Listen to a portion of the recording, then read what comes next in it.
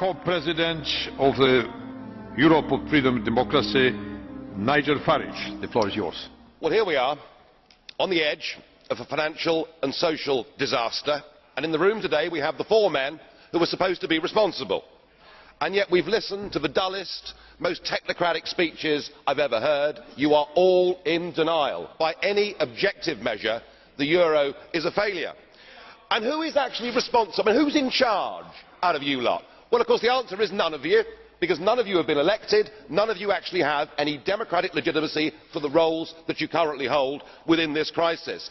And into this vacuum, albeit reluctantly, has stepped Angela Merkel. And we are now living in a German-dominated Europe.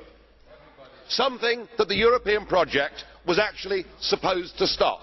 Something that those that went before us actually paid a heavy price in blood to prevent. I don't want to live in a German-dominated Europe, and nor do the citizens of Europe.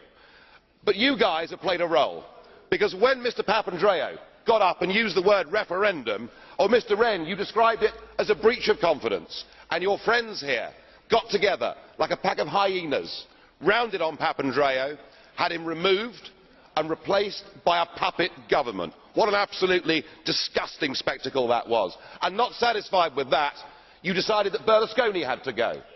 So he was removed and replaced by Mr Monti, a former European Commissioner, a fellow architect of this euro disaster, and a man who wasn't even a member of the Parliament. It's getting like an Agatha Christie novel, where we're trying to sort of work out who's the next person that's going to be bumped off.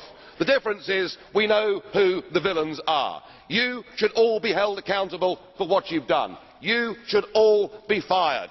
And I have to say, Mr Van Rompuy, 18 months ago when we first met, I was wrong about you.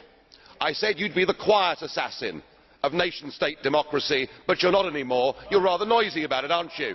You, an unelected man, went to Italy and said this is not the time for elections, but the time for actions. What in God's name gives you the right to say that to the Italian people?